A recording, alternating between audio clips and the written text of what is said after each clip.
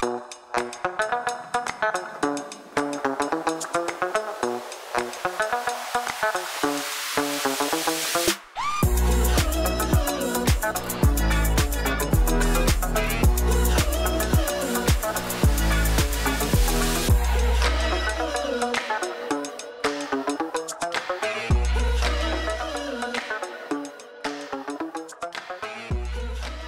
Sandals Church, it is such a joy to be here with you guys today.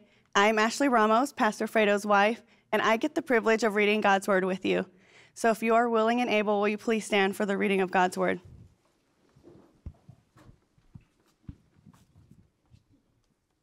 Deborah, the wife of Lapidus, was a prophet who was judging Israel at that time. She would sit under the palm of Deborah between Ramah and Bethel in the hill country of Ephraim, and the Israelites would go to her for judgment. This is the word of the Lord. Let's pray. Father, we thank you for your word, and we ask that you would speak to us today and bless this time. In Jesus' name, amen. Amen.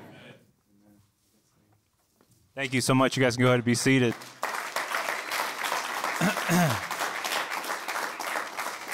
As we continue in the series called She, Her, we're looking to discover what the role of women in the church is.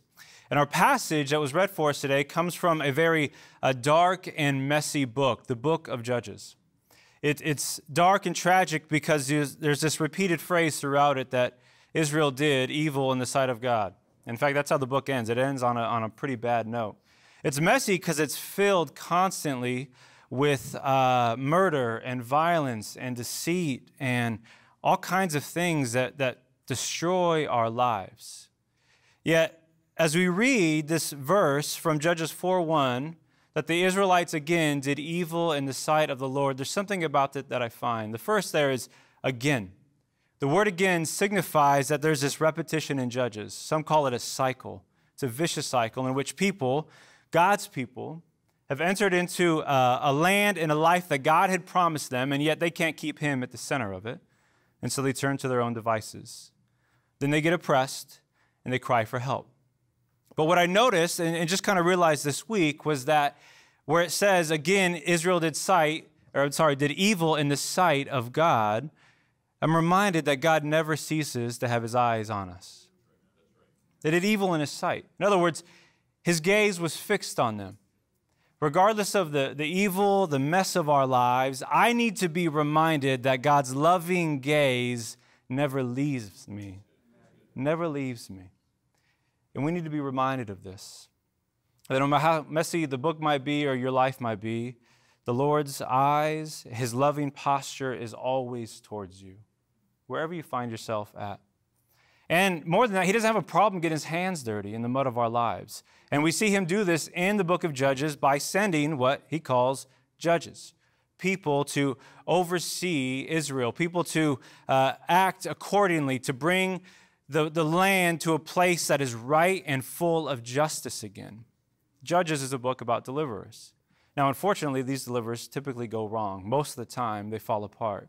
And many have kind of regarded Judges as a book where a lot of men got it wrong, but one woman named Deborah got it right. In fact, various scholars kind of see her as this bright spot in a very dark book.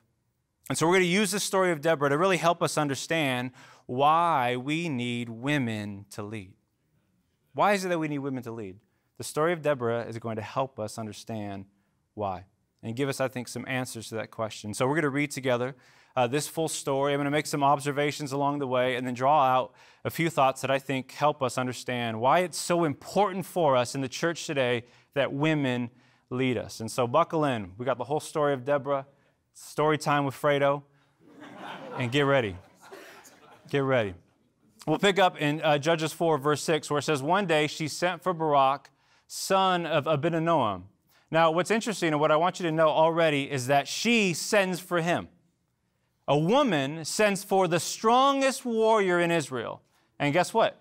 He responds. He answers, respects, and observes her authority.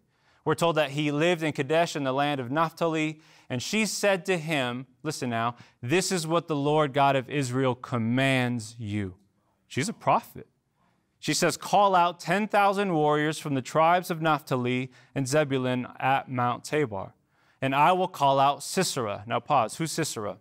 We're told in the beginning of Judges 4, Sisera is a warlord, and he's being used by King Jabin, who oversees Canaan, to oppress Israel. Sisera has 900 iron chariots at his disposal, and for 20 years, he's been wreaking havoc on these people, raping them, plundering, pillaging them. He's a bad man. And God, through Deborah, says, I will call him out along with his chariots and warriors to the Kishon River. Now note that, Kishon River, we'll come back to that. There, he says, I will give you victory over him. Notice now how Barak responds. Barak told her, I will go, but only if you go with me. The strongest leader in Israel, man, needs a woman's presence. Notice her response. Very well, she replied, I will go with you. Notice her prophecy continues, but you will receive no honor in this venture, for the Lord's victory over Sisera will be at the hands of a woman. So Deborah went with Barak to Kadesh, and at Kadesh Barak called together the tribes of Zebulun and Naphtali, and 10,000 warriors went up with him. Deborah also went with him. Notice the both-and relationship of their leadership. He goes where he needs to go. He calls out 10,000 warriors, but where is she? She's right there with him. This is a both-and picture of a woman who is still leading. And then we get verse 11. Now Heber the Canaanite, a descendant of Moses' brother-in-law Hobab, that's a terrible name, Hobab, had moved away from the other members of his tribe and pitched his tent by the oak of Zananim near Kadesh. Now, this verse feels like that moment when you're on the couch watching a movie and you got to pause it because you have no idea what this random scene means.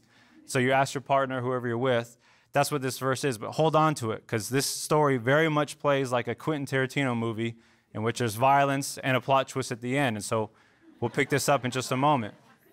But we're told there, verse 12, when Sisera was told that Barak, Israel's warrior, son of Abinoam, had gone up to Mount Tabor, he called for all 900 of his iron chariots and all of his warriors, and they marched from Harosh Hagoyim to the Kishon River. Then Deborah said to Barak, get ready. This is the day the Lord will give you victory.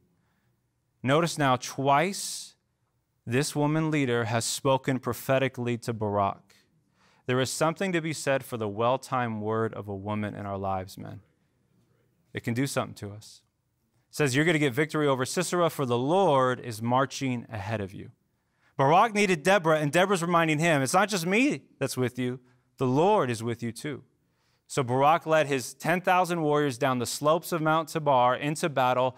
When Barak attacked, the Lord threw Sisera and all of his chariots into a panic. Sisera leaped down from his chariot and escaped on foot. Then Barak chased the chariots and the enemy army all the way to Harosheth Hagoyim. I don't have to say that again, thank God. Killing all of Sisera's warriors, and not a single one was left. In other words, when this battle ensued, the chariots were going along the Kishon River. Now, what we're told later in Judges 5, which is a poetic song Deborah sang after this historic account, is that God sent a flood, a rain, along that river so that those advanced tech for warfare, the chariots, were rendered useless. They got stuck in mud. Imagine that. Power stuck in mud. Stuck in mud. And so it sends them into a panic.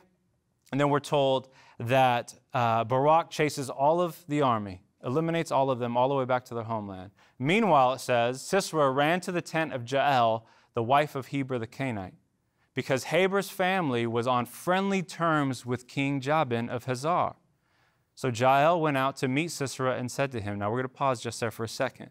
This is where that weird verse of verse 11 comes into play. You have this family, Heber, his wife Jael, they're outsiders to Israel. So they kind of belong to Israel, but they kind of don't. And they're on friendly terms with the oppressor.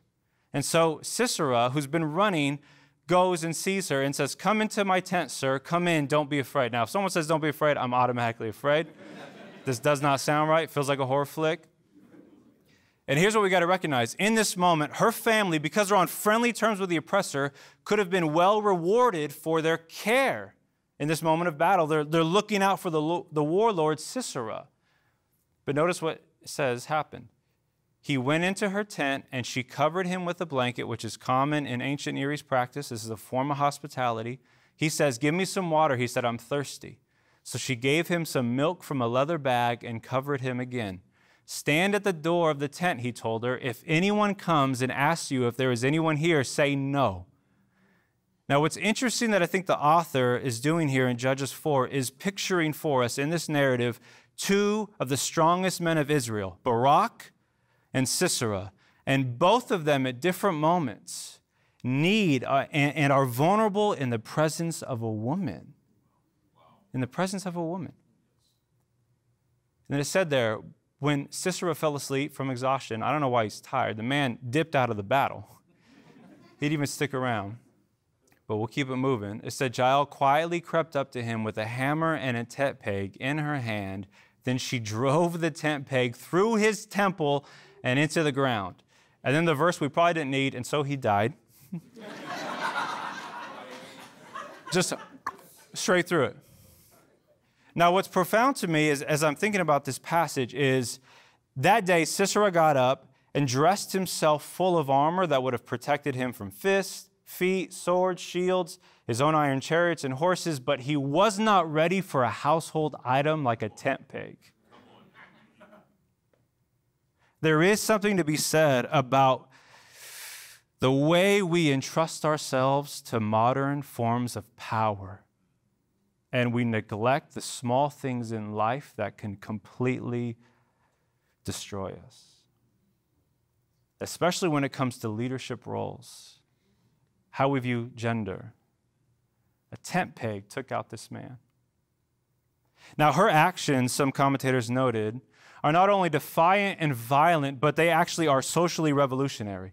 In other words, her actions redefine the prevailing views of female roles in this day. And I'm not here to justify or defend her violent actions.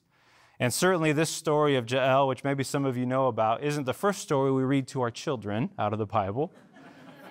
But it's there not as a way, I think, to condone this kind of violence, but to give an accurate story of what happens to people who give themselves over to violence. I think of the words of Jesus the night he was betrayed and arrested. Those who draw up the sword will die by the sword.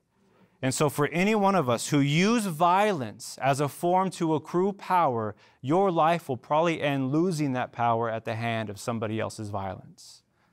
That goes for those of us who lie, cheat, and steal to protect forms of power that God has not called you to own and to have.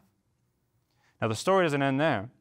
We're told when Barak came looking for Sisera, Jael went out to meet him. She said, come and I will show you the man you were looking for. Now, I don't know about you, but if I see Lady Thor with a hammer and blood all over her, and she's like, yo, come check this out, I ain't going in. That's not me.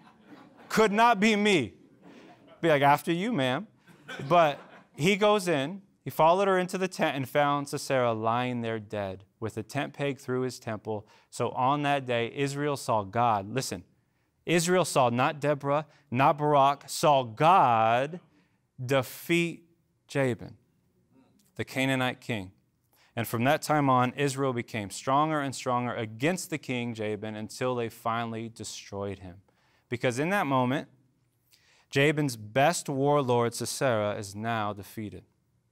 His modern tech gone, stuck in mud. And now they grow stronger and stronger.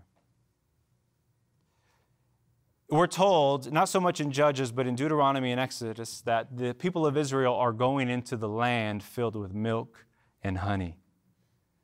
This land that God had promised you, milk and honey. It's interesting to me that Deborah's name means honey bee. And so on the day, we see in this story, the land flowing with milk and honey was saved by a bee and a mountain goat. Why a mountain goat? Because Jael, when she disarms Sisera, offers him milk from her leather bag. The land flowing with milk and honey was saved and delivered by a bee and a mountain goat. What a picture for us to think about why we need women to lead. A few thoughts for us as we move forward. First, as women lead, we need to understand that God speaks to us. Women, as you lead, God is speaking to all of us. We think of the story of Deborah, and we're told that while Israel's crying out for deliverance, she's already a judge. She's already been chosen by God. She sits under a tree, the Palm of Deborah, which the author is probably paying homage to the fact that she was there so often they named the tree after her. And she's there judging the people. What does that mean? Well, she was basically in a position of authority, interpreting the law of God, settling daily disputes. So you and I, if we were living at this time, she was our judge, we would take to her all of our family drama, our issues with our neighbors, and she would settle them. She was a Judge Judy before Judge Judy, right? She was incredibly wise, courageous. She knew the law of God. You can't be a judge and not know the law. How are you going to settle daily disputes? She did this. She's the first and only female judge. More than that, she's the first and only female judge to be a prophet as well. She speaks on behalf of Yahweh. Judges 4, verse 6, we just read this. One day she sent for Barak, who lived in Kadesh in the land of Naphtali. She said to him, "This is what the Lord, the God of Israel, commands of you." She speaks not her preferred outcome in life, ladies, but she speaks God's word. As a leader, she is speaking on his behalf. We see this again in in Judges 14, verse 14. Then Deborah said to Barak, "Get ready. This is the day the Lord will give you victory, for the Lord is marching ahead of you." You see, I think there's Deborahs in this church that need to embrace their prophetic role. So in whatever area God is calling you to lead us as a church, you need to embrace the role that you are speaking on God's behalf. And we need to hear from you. We need to hear from you. As you pray, as you draw close to God, as you allow His word to shape and form your life, we need to hear your prophetic voice. There's no way Israel's delivered apart from the prophetic words and leadership of Deborah. Now, mind you, when this is happening, it's happening in a patriarchal society. The story of Deborah is not accidentally added to Judges. And so it would have been very common for both Sisera and Jabin to look at Israel and be like, they're led by a woman? Yes, a woman. Which again reminds us of the unorthodox ways that God delivers people. After all, it was Jael, the outsider, the half-Israelite, half-pagan, who's friends with the oppressor, who in this plot twist kills the oppressor, fulfilling, oh, by the way, Deborah's promise that your honor will not go to you, Barak, it's going to go to a woman. And that's exactly what happened through this moment. Right? But you see, I think it's easy for us, especially men, let me speak to us for just a moment, to view our lives as just we're not going to take women's advice. In fact, I got a verse from Paul in the New Testament as to why Deborah is breaking God's commands. And so we use these rare passages, we pull them out of context, we make them say what we want them to say, and many of us don't listen to women because of it. Because we have this twisted idea of Scripture to help protect our own egos and our twisted forms of masculinity that we think protect us. And so maybe, fellas, maybe perhaps you are the leader of your homes, but have you considered leading your home in the way that you listen to your spouse? You can lead through listening. You can listen to the mothers in your life. You can listen to the sisters in your life. I mean, you can listen to the sisters of Christ in your life. Like, we strangely find ourselves in such an overly sexualized culture that over time, it's hard for us to embrace the healthy dynamic that God gave to us in His family between men and women, in which it's actually possible for you as a guy to be discipled by a woman in some ways of your life and to not think anything else of it. But I see young guys that are like, man, is she coming on to me? No, bro, she sees your foolishness. She's just giving you insight. That's it. There's nothing else in the relationship. She is a sister in Christ. She sees what you're doing, and she's offering you wisdom and insight. That's what this relationship is. And we need to recover that kind of identity in the family of God. Because, man, we have simply not grown up if you don't know how to listen to the voice of a godly woman in your life. You're not grown. I'm not grown if you don't know how to listen to women. And by the grace of God, I'm trying to learn this in various ways. And one of them actually is through preaching and teaching. From time to time, you may not know this, but Ashley actually speaks into these messages. So, you hear it for the first time. She's heard it like 10 times, right? And I always love when people come up to me and maybe like they appreciate something I said or they like the message, and I'll kind of smile on the inside because what they appreciated is actually what Ashley said. We just got a copyright issue at home, right? So I end up saying it. And yeah, I went to seminary. Yeah, I know some things, but I need her leadership. I need her leadership. Because why? God speaks to me through her leadership. And it's a shame, man. I'm not going to mention the seminary by name, but it hurts me to think that my education was so dominated by male scholarship. Not that there's anything wrong with that, but just this week I was reminded, I was reading an Old Testament scholar by the name of Mary Evans, and what she had to say on Judges was just so rich for my soul. I'm like, dang, she's good. And man, what an opportunity we have to embrace women, their wisdom, their insight, God's calling on their life in a way that makes us hear the voice of God more clearly. Because God is speaking through them. Are we listening, though, fellas? Are we listening? God, I think, has brought the global church, and especially the American church, to this particular moment because we have missed out on a beautiful aspect of his voice because we've had some twisted form of leadership in the church. And what an opportunity we have to be like Barak, who says, I need you to go with me. I need to hear what you have to say on this matter. Can we listen? Can we listen? The second thing I observe from the story is this. As women lead, God empowers men. He empowers men. Verse 8, you'll notice there that Barak told her, I will go, but only if you go with me. Now, some interpreters are kind of split, like, is he showing signs of delayed obedience in this moment? Does he not trust God's prophetic voice coming through Deborah, right? Like, why is he saying, you got to go with me? We can at least say this, that he needs her presence. But yet her leadership and presence does not take away from what he needs to do in his role. He's still the warrior. He still has to go get 10,000 men from 2 tribes that live near the oppressor. He still has a role to play.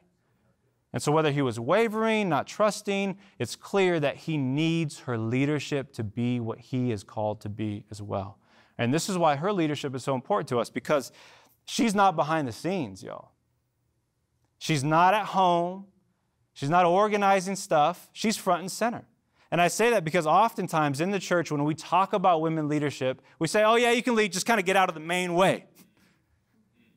That's not the case with Deborah.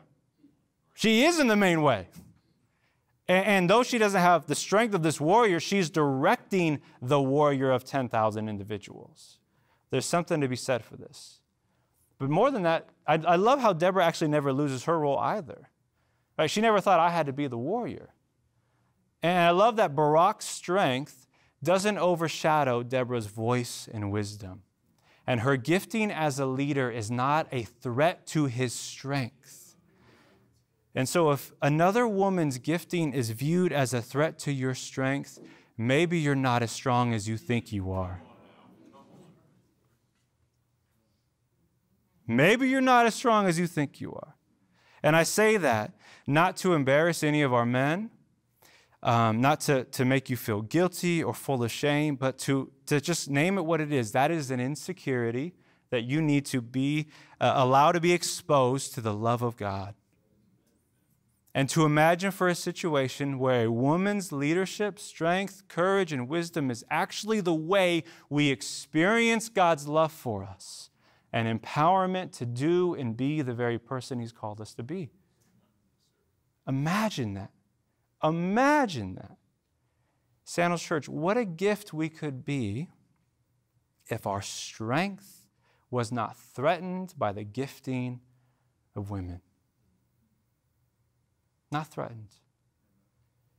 Barak makes good decisions on the basis and timing of Deborah's leadership. He's empowered, she's leading him. What a picture for us. The last thing, and then we'll get to some application. As women lead, God delivers people. There's no way to read the story any other way than to see that because Deborah led, God delivered people. Now, some will try to read this passage as, well, Deborah was a judge because there was no men around. That is a poor reading of Scripture. Nowhere in this text is that implied. So at best, that's a poor reading. At worst, that's a reading of Scripture that just propagates a very unhealthy view of men and women in the church. Deborah's called. Deborah's chosen. They're delivered because of her leadership. Verse 23 said it. So on that day, Israel saw God defeat Jabin, the Canaanite king. They grew stronger as a result. They encounter his saving power through her obedience and calling and purpose. In the midst of a book, mind you, that was culturally dominated by men, we see this woman chosen by God and used by God to deliver people who are oppressed. Ladies, as you lead, it creates opportunities for God to set people free. To set them free. To set people free who are in bondage to lies, in bondage to destructive habits.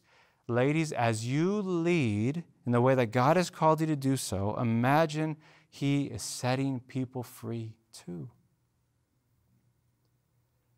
And maybe culture, our neighbors and friends, struggle to embrace a different picture of men and women.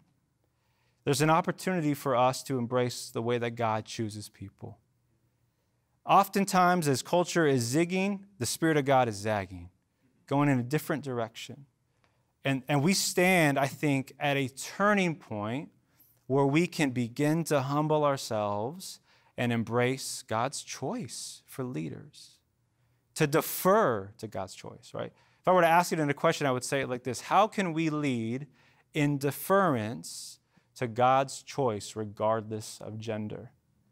That's where we all need to kind of wrestle with right now. Whether you are a woman or a man, how is it possible that we can defer to God's choice regardless of gender? My thought is this: we need to take our cues from Jesus himself. Jesus gives to us this profound picture. In fact, Deborah, in so many ways, models to us the leadership of Jesus. Why? Because she has meekness. The answer to the question is that we lead, whether we are a man or a woman, we need to learn to lead with the meekness of Christ. There's this incredible conversation in Mark chapter 10 that Jesus is having with his disciples. Now, mind you, this is after 3 years of life with Jesus. This is Jesus on his way to Jerusalem to be betrayed, falsely accused, put on trial, and then crucified. And his closest friends are still debating leadership. Who's in charge? Where can I sit, Jesus? They've been with him 3 years. They can't figure it out yet? Does it sound like the modern church still? Still can't figure this out. Mark chapter 10, notice the conversation. So Jesus called them together and said, "You know that the rulers in this world lord it over their people, and officials flaunt their authority over those under them. But among you it will be different." Among Sandals Church, it will be different. Whoever wants to be a leader among you must be your servant. Servant. What is a servant? You see, a servant often leads with their power under control. That's what meekness is. Meekness is learning to use your power under control. That's what a servant does. They use it in a way for the good of somebody else. This is a lot like a gentle breeze that comes by. A gentle breeze that comes in on a hot day and refreshes you. When you think about it, that's power under control. The thrust and strength that is invisible of the wind coming through does not blow over, force you over, mess up my curly hair, right? A gentle breeze comes through and refreshes you. A breeze is power under control. To be a servant is to be someone who uses their power under control for the good of somebody else. Much like when Jesus says, "Blessed are the meek, for they shall inherit the earth." You want to be in charge? You want to rule? You can have the whole earth, Jesus says, as long as you're meek. As long as we're meek. As long as we embody this kind of posture where we embrace our roles, our leadership as men and women with meekness. You see, like, do we have the strength? This is what I've been just wrestling with, even this morning, praying, God, do I have the strength to be a meek person? To not always force my way, to not always try to control the situation. I mean, if there's any sin that or anything that gets me into sin more often than not, it's trying to control. Like with my kids, I'm trying to control every situation. When I stress, when I snap, when I do this or that, it's constantly me trying to control. I have an unhealthy view of my power and how I think things should go. And so I've been praying through, God, do I have enough strength in my life to be a meek person who can allow power to be used and expressed under control? And I just think in this current cultural moment where in the marketplace, in society, in culture, we're constantly trying to navigate through the abuse of power, unhealthy forms of patriarchy, gender roles, and what an opportunity we have as the church, the bride of Jesus, to not just try to prove God's love, but to picture it, to embody it, to live it out as we embrace all our forms of leadership with meekness. With meekness. So our question is, do we have the strength to be meek? Do you as a leader have what it takes to be a meek person? To, like Deborah, embrace your role of power, leadership with meekness. We're going to end our time of prayer, praying this into our lives. And so I'm actually going to ask that if you're a woman in here, that you would stand so that we can pray over our men. In the same way that Deborah led and delivered Israel, we need the Deborahs of our church to help deliver men. Maybe there's husbands who need to be delivered from habits, lies, and then women could do that. Maybe in your community, there's some women in your life who can, through their leadership, help deliver you. And so last week we had the men stand and pray. This week we're going to have the women stand and pray. And so, men, if you would just extend your hands out. And women, we're going to extend our hands out over our men. And we're going to pray. We're going to pray that God would empower Baraks as he commissions Deborah's. And all in that we would receive the meekness of Jesus. Let's pray together. Heavenly Father, we come to you, God, and realize that we need meekness. God, we need Deborahs in our life who can deliver us, who can empower us, who can speak your word to us. And so, Jesus, we look to you as the one who was the meekest, the one with all the power, yet you did not come to be served, but to serve and to give your life as a ransom for many. And so, God, we embrace the good news now, and we ask that you would empower the Deborahs of our church to model the leadership and the life of Jesus that you have called them to. And for the men of our church to receive with joy and life and freedom and deliverance what it's like to be led by women who are called by you. We pray all of this in Jesus' name. Amen.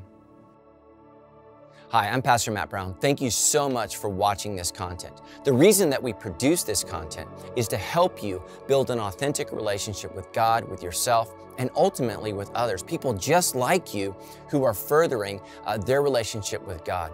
If you would like to transition from someone who just watches this content to partner with us so that we could produce that content, I would really like to invite you to go to donate.sc. This is the best way for you to become a part of what God is doing at Sandals Church to share this message of authenticity all across the globe. Thank you so much for your time, and I appreciate your generosity. And I've searched the world, it couldn't fill me. And man's empty brain, the treasures that fail are never enough. You came along, put me back together. Now every desire is now satisfied here in your love. We'll sing it out. Oh, there's nothing better than you. There's nothing better than you, Lord.